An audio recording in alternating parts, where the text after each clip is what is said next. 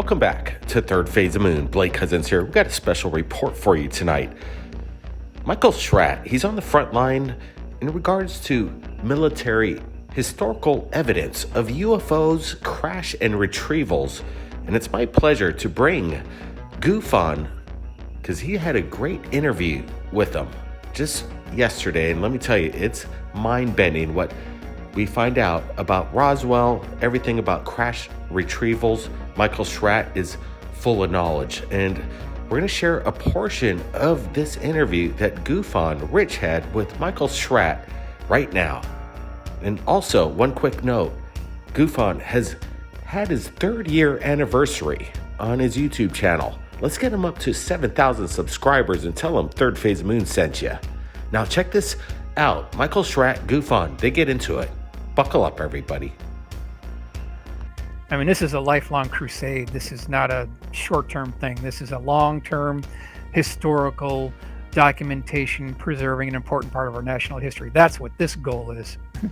And I think you have to keep doing what you're doing, because the more evidence we put together to this puzzle, it'll make it clear for the skeptics as well. Now, I want to bring this up because this was kind of done under the direction of Don Schmidt. And this is what I believe to be the most accurate map that's ever been made of the events surrounding the Roswell incident. Nice. Now, it wasn't just one event. Right. There's 4 events, and I want to break this down. So it's July 2nd, 1947. The actual impact site is about 35 miles north of Roswell, but that's not where we're going to begin. We're going to begin, miles to the west of all that. If you look on this map, you'll see something here called the touchdown site. Now, this is a location where Louis Rickett and also Lincoln La Paz, they found and they discovered green fused glass. Okay, and we've always thought that that is indicative of high heat, like the trinitite that you see at Trinity site where they fuse the glass together and it's this green glass from the atomic explosion. Yep. That's what they found here. Okay. So we believe that this is the original touchdown site. Now, here's something that's like never talked about. They also found a black seamless box there too. To this day, I don't even think Don Schmidt even knows if they were able to open that box. They found a black box where this touchdown site was. Never What's heard of in this. it? I don't know. Yeah. Yeah. But they absolutely did find a seamless box. Who knows what's in it? I don't know. But it's the flight recorder. maybe it is. Maybe it is. Now, if we go 5 miles south of the touchdown site, we have the debris field. That is the location where Mac Brazel and Timothy D. Proctor got there on the morning of July 3rd. Okay, the event took place on the evening of July 2nd, 11:59 p.m. It wasn't until July 3rd that Mac Brazel got there. So this is the debris field. It's 65 miles northwest of Roswell. The trajectory was from the northwest to the southeast. So that's the trajectory of where this thing was flying. That's the location where they found all this debris on the Foster Ranch that the sheep could not cross. They also found a 10-foot wide by about 200-foot long gouge in the whole surrounding area there, that where Mac Brazel was. So let's continue heading eastbound with the arrows here. Yep. And we will go to the impact site. That's the crash site. Now, a total of 5 bodies were recovered and 1 was still alive. That body lived until May of 1948. Oh, wow. And it was seen at Wright Field. This is back in 1948. It was confirmed by Mac Magruder. He saw the survivor of the Roswell crash retrieval, according to Mac Magruder. Whole series of stories behind that, but we won't get into that. So if we talk about the impact site, and what we're dealing with here is an egg-shaped craft the size of a Volkswagen. It was not round, it was not circular, it was an egg-shaped craft. It had a dome on top, about the size of a Volkswagen. And as we mentioned, there were 5 bodies recovered, 1 was still alive. Now, if we go just about 2.5 miles west of the impact site, that's the second body site.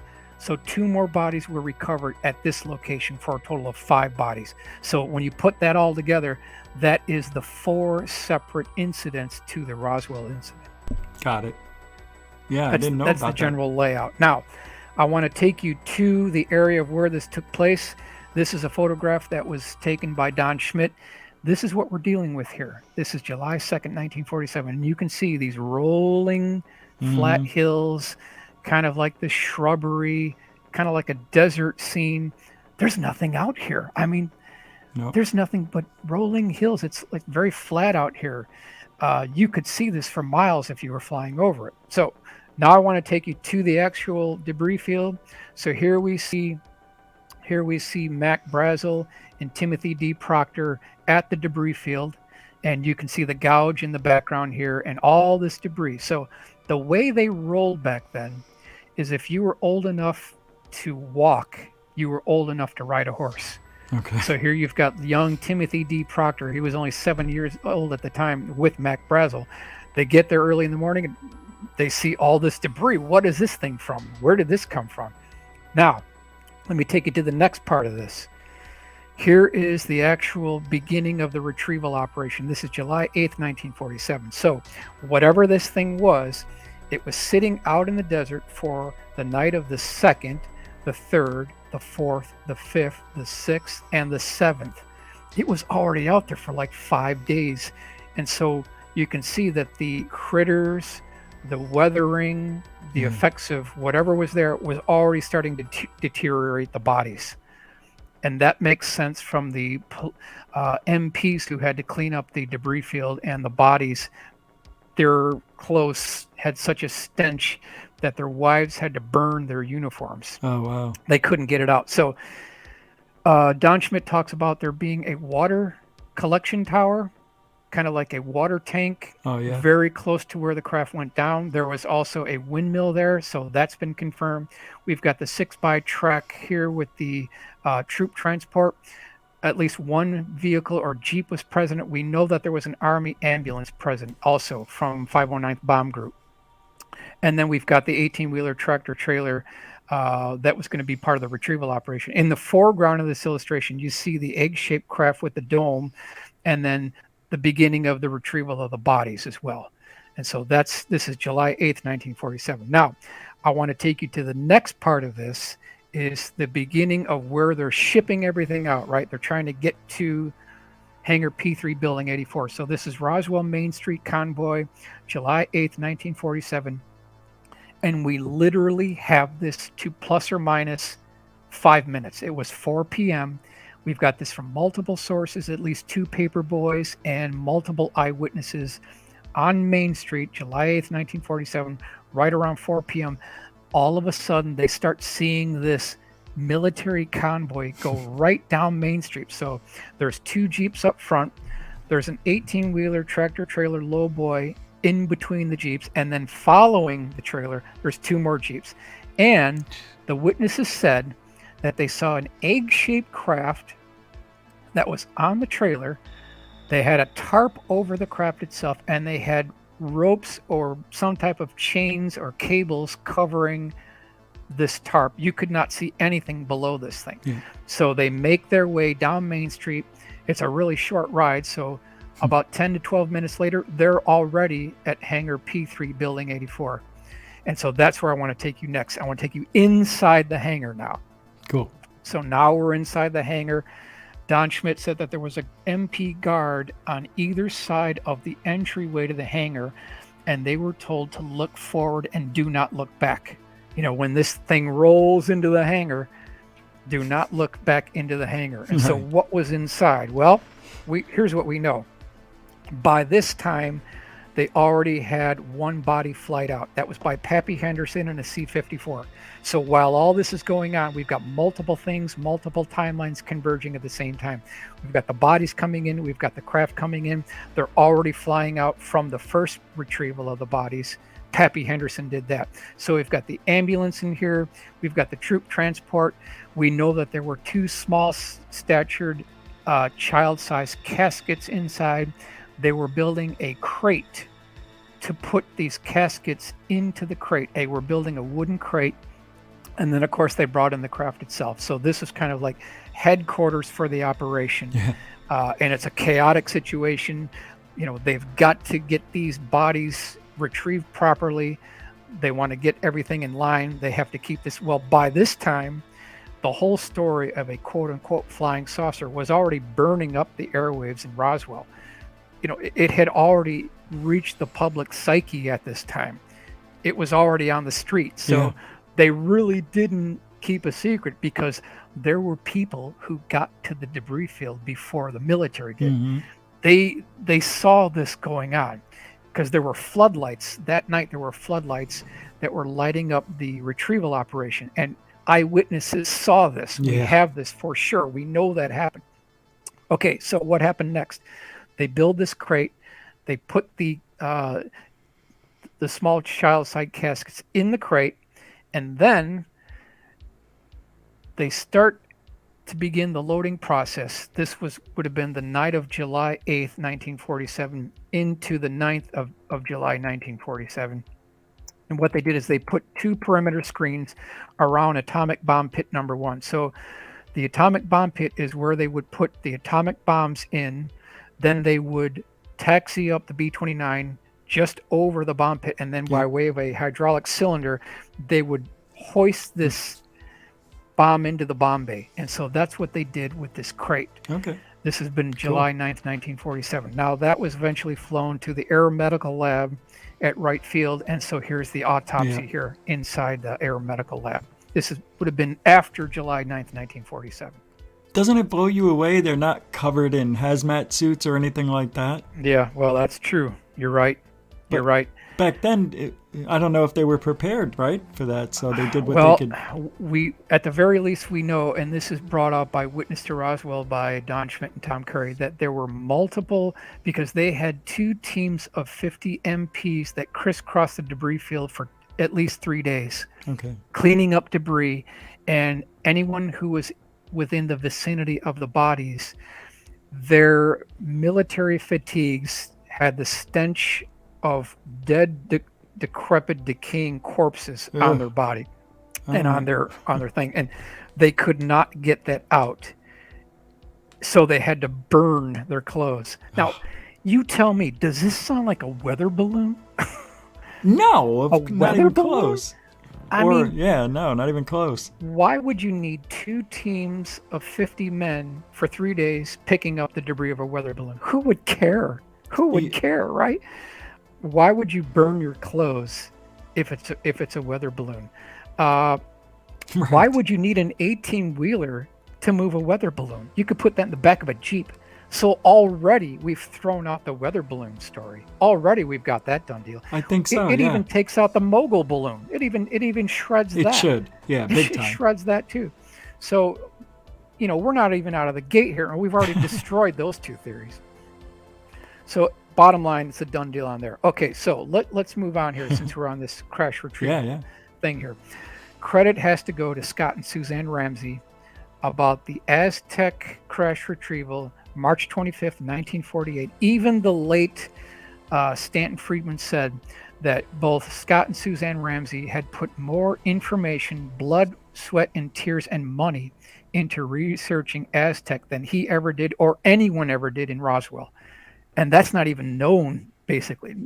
Fairly few people even know that they have put more research into this Aztec than anyone had ever done in Roswell, which I think is very interesting. It is. It's not talked about. So it's March 25th, 1948. And this is the area of where this came down, Hart Canyon. It's about 12 miles east of the town of Aztec in New Mexico. And if we continue on here, you can see here is the map that shows you where this thing came down. Site of saucer crash, 1948, Hart Canyon Road, and you can see the town of Aztec over here. It's kind of hard to see it, but that's the location of where we're talking about. Oh, I see it, yeah. Okay. So here is the drawing that I came up with based on Scott and Suzanne Ramsey.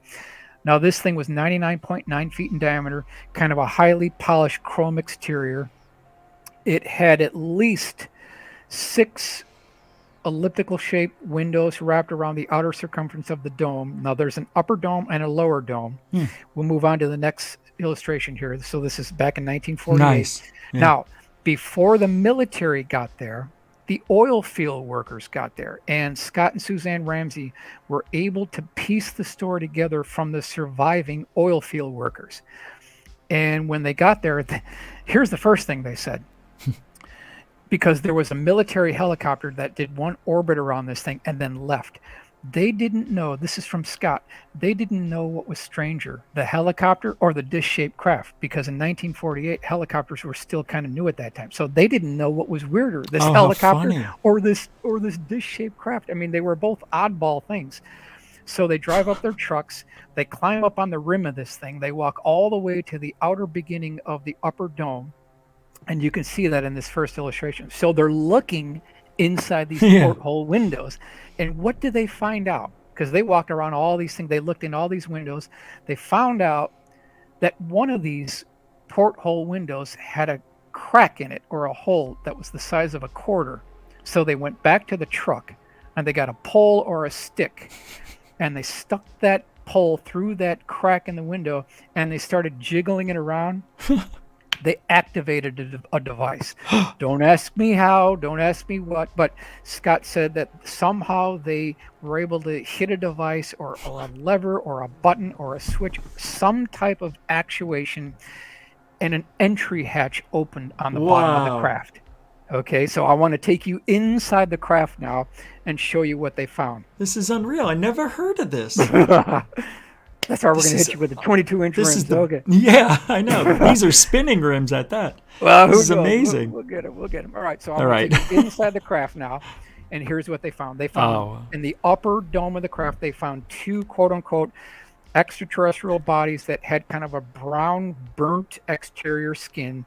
They were dressed in one-piece, tight-fitting blue flight suits, just like the Cape Girardeau. Yeah, of course. They were slumped over on their chairs and then over on consoles, and they would look like they were sitting behind what looked like laptops. They weren't laptops. There was iconology on the console. There were purple or violet colored letters or symbols projected on the inside wall of the upper dome, and there were some switches inside. So here we've got two bodies. And they also walked into the mid-outer rim of the craft. They found 14 more for a grand total of 16 bodies. Oh, my God. There were 16 bodies associated with the Aztec retrieval. By this time, the military gets on the scene. So I'm going to take you there next. Here is the military. This is an overhead helicopter view. You can see the military is now on site. They're retrieving the bodies, 14 in total. Wow. A senator was involved. There was a minister involved. The military's there at the time. And according to Scott and Suzanne Ramsey, this was such a very large operation. All the hotels and motels in Aztec when this was going on in 48 were completely sold out by the military. They had to ask the civilian population if they could borrow a room for a week or so. That's how prevalent this retrieval was. They actually sold out the entire town. All the motels were booked because they had such a military presence. Now that tells you something, right? Yeah. That tells you something. Okay, now what's next? What did they do next? And how do you move a 99-foot, 100-foot diameter dish-shaped craft over the desert? Oh, one thing about that diameter, 99.9. That's what they said, 0.9. That's an interesting number. I know it is. Why couldn't they just say 100? Well, that's what they said, 99.9. Right. But nothing magical about it or anything, right? I don't think so. Okay. So how do you move this large dish-shaped craft over the desert? How large was it again? 100 feet in diameter. Okay. 100 feet in diameter with a dome on top and a dome on the bottom. How do you move it over the desert, right? I mean, we don't have any kind of a trailer that can move that. No. Somehow the military found a pin device that linked this whole thing. And when you disconnect this pin device, it breaks the entire saucer into 3 equal pie segments. Come on. Nope. I'm not making this up. It's in the book. It's in the book. So what they did is they took these pie segments and they strung cables across the desert. They dragged these pie segments across the desert, brought them up on the 18-wheeler tractor trailer lowboys, and they shipped them to Los Alamos. And they reassembled it there and began the reverse engineering process. And so we'll take you now. Here we have the guys moving these things out on the Dragon Wagon M25 tank transporters on their way to Los Alamos. And that's how this went down. Jeez, man. 16 bodies. They were all perished except they for were all one? dead. They were all dead. Okay. Yep, they were all dead. So here we've got evidence of they've got the debris, they've got the bodies, they've got the craft, they got everything. And if we're to believe what is talked about, they reassembled it, and since 1948 they've been reverse engineering not only the metallurgy involved in these retrievals, but also the propulsion systems and any biomedical advances that they procured from the bodies recovered. And they've had all this time to duplicate the technology. Have they done it? It's your question. It's your option. We can all think of what we want, and that's everyone's personal decision. But they're going to get something for all that research. They're going to do something from it. I can't believe that it separated like that. Yep, that's how it went down. Doesn't that seem man-made to you, though? It does seem man-made, yes. And the does. chairs. It seems very mechanical to me. Yes, it does. Man. I totally agree with you. And we were doing that in the 40s? I don't know. This is 1948. Yep. Mm-hmm. All right, we're going to move on to the next one. This is Kingman, Arizona. Now, this I want to mention this right up front. This was not a crash retrieval. This was a forced landing. That's the first thing we need to keep in mind. Okay. This was not a crash retrieval. This was a forced landing. And the primary researcher who gets all the credit is Harry Drew.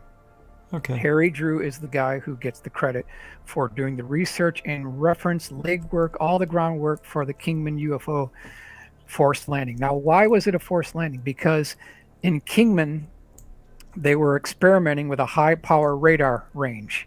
And I'm talking about they turned up the power on this thing, like big time. So whatever this craft was flying through this range. And when it got caught within this experimental high power radar, it interacted with the navigation system, propulsion system, and this thing did a soft landing. It was so severe that when birds flew through this radar range, they dropped dead immediately in mid-flight. Wow. They just dropped dead immediately. That's how powerful this thing was. So this is May 18th, 1943. It was about 30 feet in diameter, about 14 feet tall, had an entry hatch on the bottom part of the rim. There was these notches or grooves around the outer circumference of the craft. And what happened next is there was a group of scientists that took off from Indian Springs Air Force Base. They flew to Phoenix. Okay, this is all from Harry Drew, and he has a book that describes this. They were joined with 15 others. There was a grand total of 40 of these atomic bomb scientists, engineers. They all had kind of a specialty. It's at night. They take off from Phoenix, and they're driving in a General Motors bus that had blacked out windows. They drive from Phoenix all the way up to Kingman, Arizona. Yeah. Now, this is prior to when a lot of these paved roads were paved. So a lot of this trip was kind of done on dirt roads. So you can imagine this long drive to Kingman at night. These guys really aren't told where they're going. They're told that, we have a special device that we'd like you to leave the bus according to your expertise. We want to get your impressions on this, and then when we get back, you're not allowed to talk about this. It's a done deal. So they finally get there. It's at night. Now I want to take you to the scene at night. Here we go. Did UFO crash in desert near Kingman in 1953? Arizona Republic, November 18th, 2016. They talk about a little bit of this here, but Harry Drew is actually the premier researcher. So here's what the scene looks like at night. Nice. You can look in the background here, that bus that I talked about with the blacked out windows. Yeah. Now they had put a tent on all the portions of this disc, and they had light alls that were lighting this whole thing up. Now, there were approximately 4 bodies associated with this particular retrieval. 3 of them were right next to the craft itself. They were all alive. They were living. Oh. The other one was ahead of the 3. He was the quote-unquote leader of this. Now, Somehow the U.S. military established communication. I don't know how, but they established communication with the leader, and they asked this leader if the other three, for the grand total of four, if they would join and leave with the military. And this leader said that we will join you on one condition and one condition only, that you do not separate us. That was the agreement. And they said, according to Harry Drew, this craft still had some residual power left in it. Oh, wow. Something was still running. So when military medical personnel walked into the craft, they were on the inside. Within about 10 seconds, they came out and they were throwing up. They had to like kneel down. They were throwing up all over the desert floor. This happened like 2 or 3 times. So the military, when they established communication with the leader, they asked if he would please go back inside and turn this thing off, whatever it was, which he did. Cool. And they weren't sure if he was going to just climb in and leave. They didn't know, but he stayed. So they got that thing pretty much all turned off. It sounds like there was still a little bit of residual power there. And the reason why I say that, and that's the next illustration, is they had to build a cradle. So they took one of these M25 tank transporters. They built a wooden cradle with beam, you could call it 8-by-inch wooden beams. Okay. That's what they built. And they propped this dish-shaped craft onto this cradle, and they were moving it across the desert to what we believe to be the remote test site in Nevada.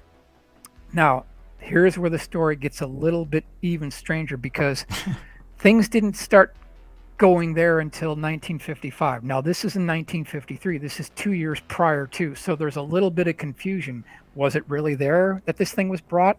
Did they actually bring it there, or was it another location? Harry Drew says, and he will stand by this, that it was brought to the remote test site in Nevada. Now, that's his words, not mine. So how do you get a dish-shaped craft from Kingman, Arizona to the remote test site in Nevada? You have to cross the Colorado River, right?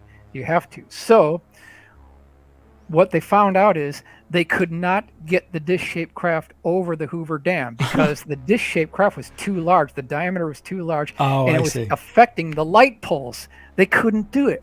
So what they ended up doing is they went about 200 feet north of the north wall of the Hoover Dam. There's something there called a put-in, where you can put in a small boat or a raft. And so they drove the M25 tank transporter with the dish-shaped craft on top. They drove it to the beginning part of the put-in, and then the U.S. Army Corps of Engineers, they floated. And now remember, this is a chaotic situation. It's at night. They're screaming. They got to get this thing out of here before daylight breaks.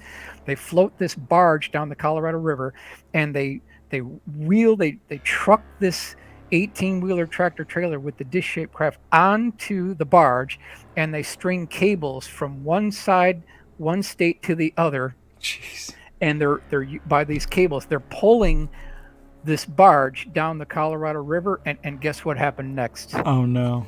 The cable snapped. Oh no. The cable snapped, so this whole thing is floating down the Colorado River. It only has 200 feet to go. And you can kind of see where this is going. Yeah. The outer rim of the dish-shaped craft hits the north wall of the Hoover Dam. It actually makes impact with this thing. So we believe, and now would be I would love to do this. Since the water levels are so low in Lake Mead, you should be able to see the impact mark where the dish-shaped craft hit the Hoover Dam. It's there. Cool. It's there. So they strung another cables across there. They eventually make it to the other side. And again, remember, these guys are cussing. They're swearing. It's chaotic. They've got to get this thing across the river. Because people are going to see this thing. If they don't do this now, when day breaks, there's going to be people looking at this thing, and their secret is blown. They eventually make it to the other side, and according to Harry Drew, they bring it inside one of the facilities at the remote test site in Nevada. Now that's from Harry Drew. I'll go ahead and do an enlargement here so you can get a better view, and then we'll do one more enlargement that shows you what the craft actually looks like as they're bringing it across. So this is 53. So already we've got, all right, let's break this down. Yep. We've got Cape Girardeau 41. We've got Battle Los Angeles 42. we've got Roswell 47, we've got Aztec 48, we've got Kingman 53. So we're already talking about 5, maybe Yeah. 6 crash retrievals already. By 1953, they already had 6 crash retrievals and at least, who knows, 20 bodies to go with it. More, 35, Yeah. 40. Who knows at this Yeah, point. right. So there you go. I mean, if this really is true, right? I mean, where's the bombshell evidence? How do we prove any Right. of this? Where is the physical evidence? It's now in the minds of the people who are there, and there's no one left anymore. As you know, there are no 509th Bomb Group members left. It's over. It's cover up complete. They're all gone. They're all gone. So it's left to the memory of the children, of the people who were there, or the documents, the photographs, what the you're vaults, doing, yeah. the vaults. That's what we've got left, and it's our legacy. It's a part of It our is. national history. And this is just the tip of the iceberg. It's and the tip of the iceberg. That's right. So here I do a show every night, and I'm like, yeah, there's not that much evidence and then here you are with all this in a good hour. I mean, Well, that's just I mean, amazing. Harry Drew has already written a book about this, and he what he did is he is a legitimate historian, and here is his book. Okay. Okay, 7 Days in May, the Kingman UFO story, and in this he talks about how there was a atomic bomb scientist by the name of Arthur Stanzel. This whole story revolves around Arthur Stanzel because okay. he talked about this. In 73, he was interviewed by a high school student. And in there, he kind of let the cat out of the bag. And Harry Drew said, boy, would I love to get a copy of that article. But since this is a long time ago, this is, pre-internet days, there was no way to get this because this is a long since gone published article. He didn't get access to it. But since Harry was a librarian historian and he had credentials to back it up, he actually called, and this is in the book. You can see this in the book. He actually called the library and he explained to him that, I am a legitimate historian. I'm a legitimate published librarian, author, historian. May I borrow the microfilm? Because there's a very important article that mentions Arthur Stanzel by name as being connected with this UFO event. Exactly what we're talking about. He was one of the scientists that got off the bus that we talked about and was brought to this retrieval. So what they did, they actually lent him the microfilm. Libraries don't do that. They don't give out their original microfilm. They don't do that, but they did that for Harry Drew. That's and crazy. He included the microfilm in the book. It's there in the book. Wow. And that's the linchpin to this case is Arthur Stanzel. And if it wasn't for Harry Drew getting that microfilm to prove that it was there, we wouldn't have the case. But it's all in Harry's book. This is crazy. Yeah, I don't know what to say. I never heard of these details before. So Yep. That's So our job. That's our job. it is. It's That's what we do phenomenal. here. So I always knew about this case. I just didn't know the details. I always heard there was a crash in Kingman. And now the story is just phenomenal. I had no idea that they crashed it into the dam. Well, see, when you talk about the crown jewels of the American government, I mean, this is really the crown jewels, right? The crash retrievals, above all else, represent the crown jewels because they're not going to give up the crown jewels. And when it comes to crash retrievals, you're not going to hear about it in your local newspaper. They're not going to publish specific details of the bodies, the propulsion system, the craft. You're not going to hear about it. So you can see why this whole UFO crash retrieval story, it has this built-in self-protection mechanism. Okay? Because when you talk about crash retrievals, it sounds so crazy, no one will ever believe it. So they don't need to put a cover story. It's crazy enough as it is. They don't need to develop all these disinformation cover stories and look over here and we want you to look over here and don't look here. The story is crazy enough on its own that they don't need to make up anything. So I think in one sense, it's easy for them to let this cover up go on for another 100 years, right? Of course. Yep, and they've got the platform to do it. They control the media pretty much. Well, yeah, we don't know, but it seems that way. I was just going to ask you. Oh yeah, has anybody ever approached you about making a real movie about this, and not a documentary, like anything like that? Well, no, I haven't had anyone that wanted to Okay. make a movie. No, I haven't. It'd be We interesting. certainly got enough illustrations to do it, though. I know. Well, I guess it would be a documentary, but they could maybe break it into a series, maybe for Showtime or something like Be that. great. I don't know. It would be great. I can see it. These illustrations are phenomenal, and the detail is amazing. It looks like I feel like I'm there, looking at it. That's what we want to do. We want to make it come alive. We want to make it real, for sure, for sure. Now, I know what I wanted to ask you. Yeah. Now, we see all these discs, these bubble-shaped craft back in the 40s, 50s, maybe even the 60s. But it seems like we've gotten away from those to tic-tacs and triangles more than anything. Is that because of where the technology has gone, or is it because they're just working on a different disc or a different UFO, you think? Because there has been a change. There has been a change. I definitely believe that part of this phenomenon is man-made. I guess we won't go into that too much, but Sure. You can see how the configurations of the craft change with the decades, and that's just something that we could be looking at through the nuts and bolts aspect of this, I guess is the best way to say it. Like the configurations change from the 50s to the 60s, but still we get reports of disc-shaped craft, and that's kind of been prevalent throughout the entire history of this. But the triangles seem to really be prevalent, and now the tic-tac, of course. Yep, definitely. It is interesting because if this ever got out, I think what they're afraid of is it getting weaponized, from our adversaries if we tell them anything. But I don't know. Well, I would agree with that too, right? It's just like, how you hear there's supposedly a 23-minute video out there that's supposed to be high def and clear. What would be so bad about showing us what a disc-shaped object look like? Like, how is that going to violate our national security just by looking at a disc? It doesn't make sense to me. And they come up with the worst excuses. Well, let me ask you, if you felt that the truth was so shocking or it was so disrupting, and you had the option to release or don't release, do you think that there would be a massive religious outcry, a massive panic? Yeah. What do you think? Yeah. What do you Possibly. think? Yeah, possibly. Kind of, but you would think that there would still be people that, they'd be okay with it. They can move on. But there would be a part of society that would, yes. Well, I think they have to keep doing what they've been doing and giving it mainstream media. But that's here in the U.S. From what I understand, the rest of the world doesn't even hear about UFOs on the news or anything, right? Yeah, that's true. So I hear that all the time. It's just you Americans and some Canadians.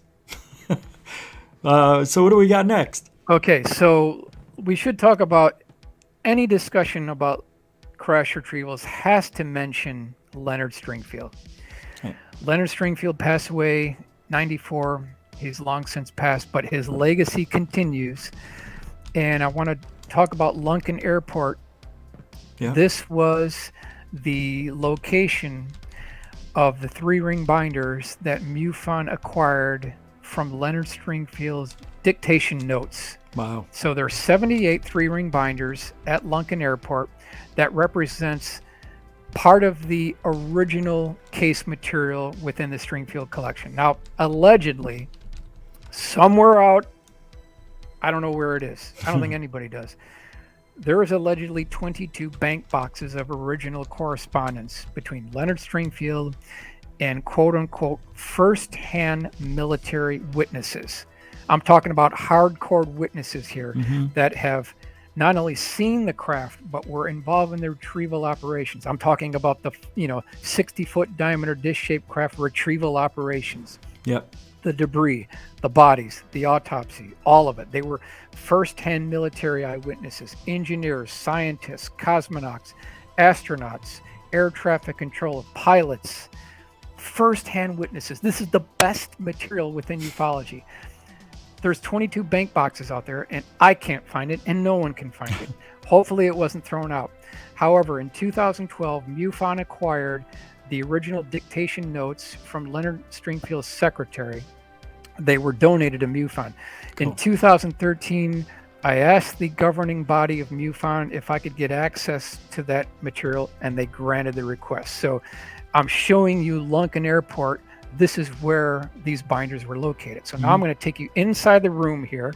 Here's the room. Here are the file cabinets. And if you look here, this is one of the 78 3-ring binders.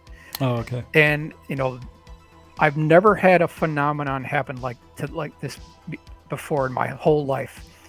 I was there for 2 days, and I can tell you that hours passed like minutes, like I've never had happen before in my life.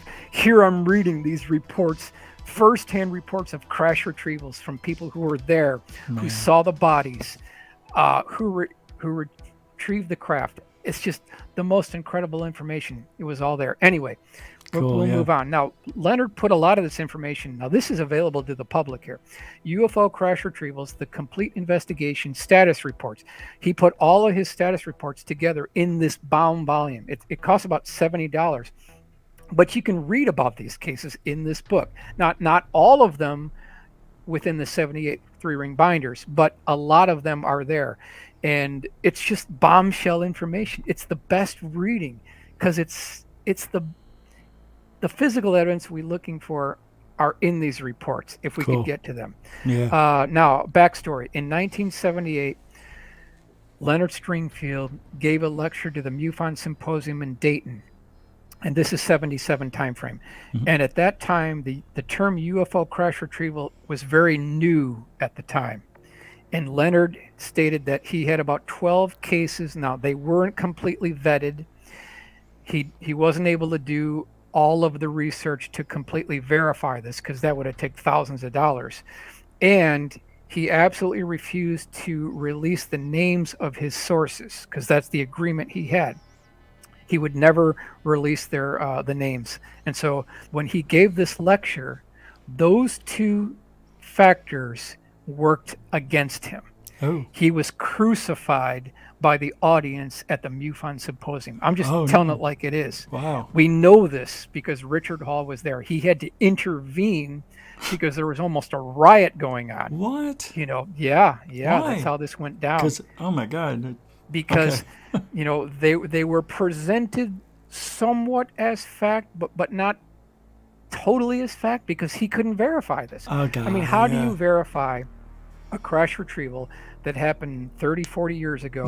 Bodies were recovered and, the craft was recovered. How do you verify that? He couldn't do it. Yeah. And he couldn't release the name. So in a way, you can kind of understand why the audience was mad. But, they shouldn't have grilled him so badly like they did. But anyway, that is how it went down. Yeah. Now, later on, as the account goes, Leonard left with his wife Dell on a vacation, and he kind of closed by stating, if you or anyone you know has any firsthand knowledge of UFO crash retrievals, bodies, firsthand witnesses to a retrieval operation, 8x10 glossy autopsies, contact me. Please contact me. I'm taking in these stories. Contact me. So they leave on vacation for 2 weeks. They come back after the 2 weeks. They go to their P.O. box. Leonard, he opens up the combination. He pulls that little door. He looks in his P.O. box. Guess what he finds? Oh, no. Crickets. There's nothing there. No. It's a bust. It's a bust. No one's there. I mean, he went through all this work, all this research. He took a 3rd-degree beating over all this UFO crash retrieval. Not even nothing. He looks a little closer, and there was a little postcard in there. He pulls out the postcard. He turns it over. He looks at it. It says, "See Postmaster." So they walk down to the postmaster, and he hands him this card. And the postmaster says, "I'll be back in a few minutes." So 10 minutes go by, 12 minutes go by. 15 minutes later, Leonard sees these two big burly guys with these big knapsacks over their shoulders. There's 5,000 letters that had come in from like all around the world. Damn. of these first-hand crash retrieval stories. So I want to take you to just a couple of those stories right now. Okay, there you go. So this is Wright-Patterson Air Force Base, 1963. This is a Navy captain who was later a Braniff Airlines pilot. And he stated that he had seen 2 dish-shaped craft at Wright-Patterson Air Force Base. One was propped up on a, you could call it, wooden beam cradle. The other one was sitting on the hangar floor, but the larger one was 30 feet in diameter. He had seen this in a crack in a hangar as he was walking by at Wright-Patterson Air Force Base. So this is a Navy captain. Yeah. When he got back to HQ at Wright-Patterson Air Force Base, the general had known that he had seen these. Mm-hmm. So he asked the captain, the Navy captain, he says, "Captain, what did you see in that hangar?" And this guy turned around and said, "I didn't see anything." He said, "Right answer." And that was the end of that. That was the end of that. That's the only answer. Yeah, that's the only answer. So it's these kind of stories that are wrapped up within these 3-ring binders. Now let's go to another one here. Yeah. This is Great Lakes Naval Air Station, 1973. So there's a courier, okay? This is a courier, and he is told to deliver an important message. Now, I don't know if you can see this, but this Quonset-style building is where we believe this actually took place. This is this Great Lake Naval Station, 1973. So 2 Seabees, who are like military police, they usher him down this long corridor. So you can see, you can kind of get this in your mind. He's walking down this corridor. He's got these big muscular guys on either side of him because they have to make sure that he delivers his letter, and that's it. So they go down this corridor. They make a left-hand turn. They go down another corridor. When they get to the end of this corridor, what do they see? They see a teardrop UFO that could be a USO. It's about 35 feet in length. It's 12 feet tall. It has a chrome polish exterior to it. It's propped off the floor on scaffolding. That's the 3rd time we've heard this. Yep.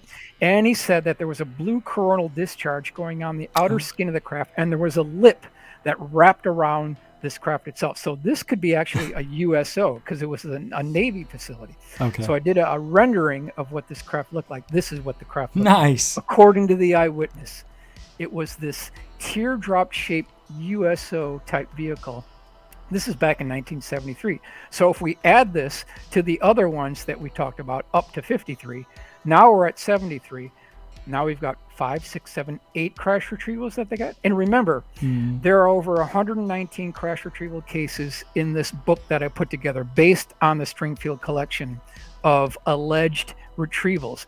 All I need is one to be true. That's all. Out of 119. So if you went to Vegas and you were betting, okay, and there were like 120 different pockets there, and you put a chip on 119, you're not going to lose. That's right.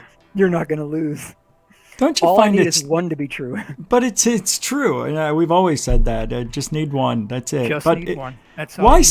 It's just amazing that there's aliens. If all these stories are true, that they're crashing as much. I don't understand why. Is it because of that radar that you talked about earlier? It could be. It could be.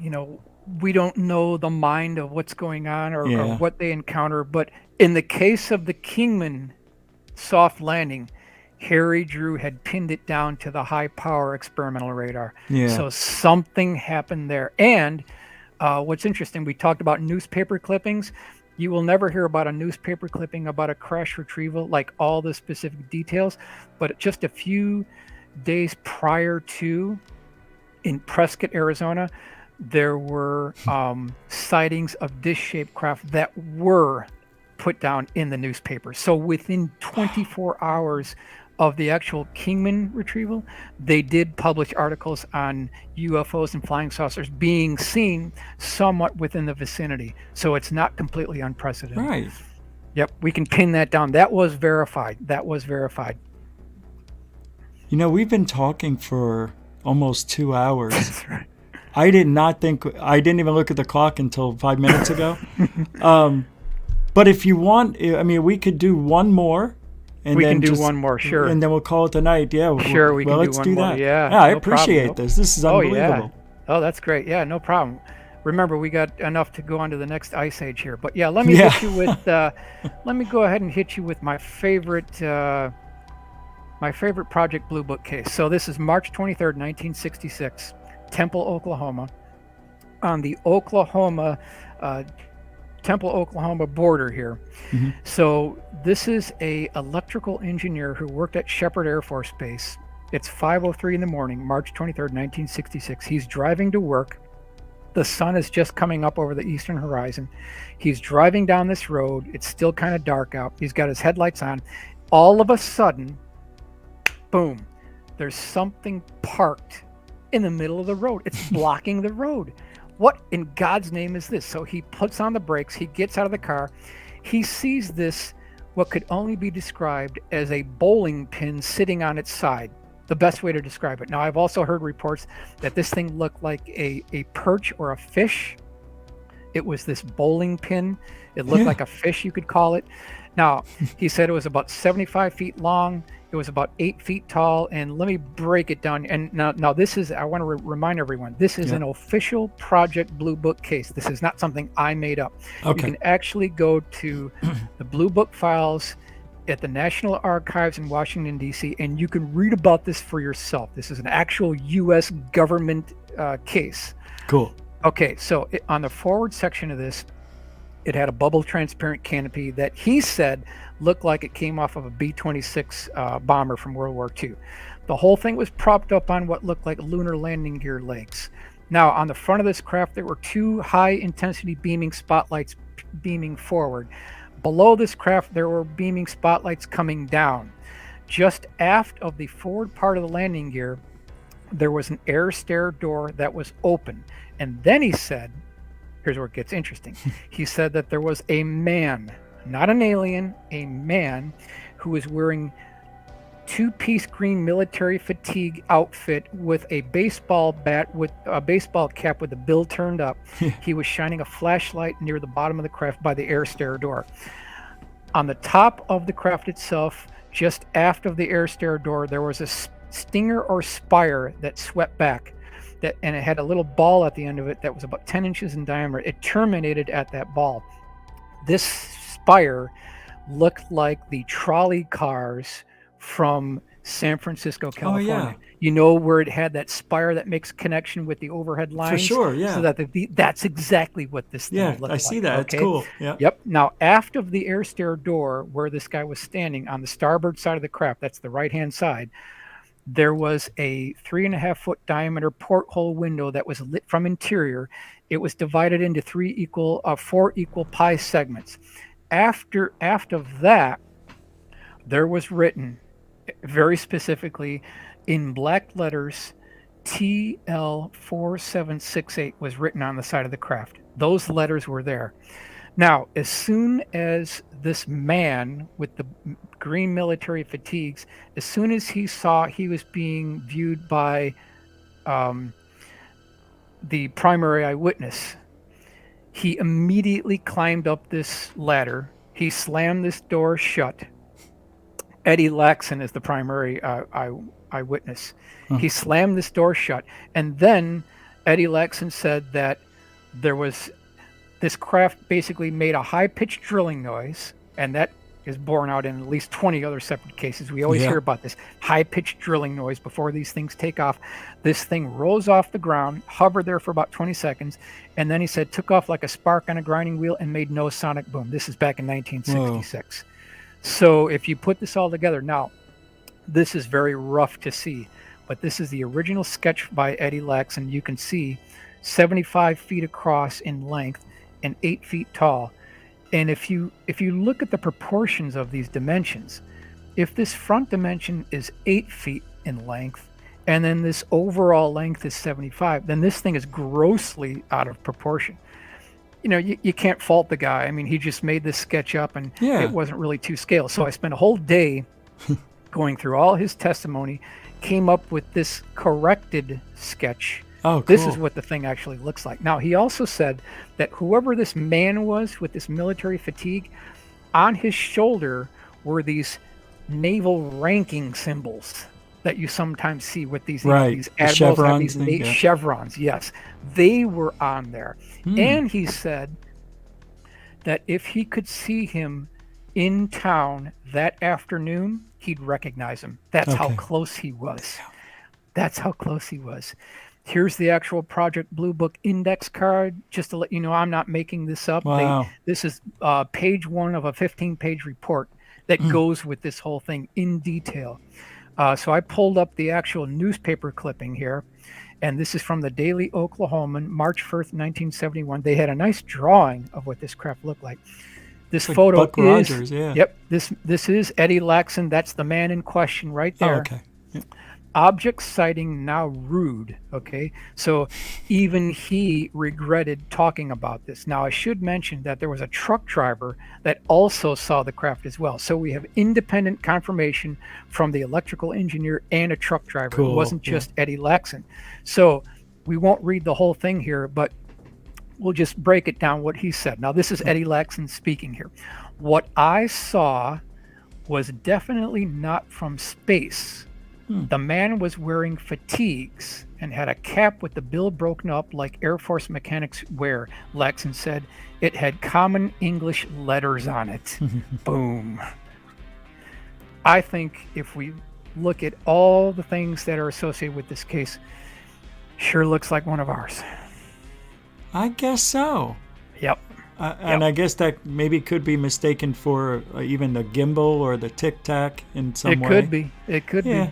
It's hard to tell with those FLIR footage, but wow. So when the thing took off, did it just like take off at a hypersonic speed, like pew, and it was gone? Boom, like right now. Damn. Yeah, and it made no sonic boom. So, yep. How does something that has mass to it doesn't make a sonic boom? I mean, wouldn't you? Is it because it's a gravity displacement or something like that? Well, if you have a high voltage electrical field, you can minimize your shock waves.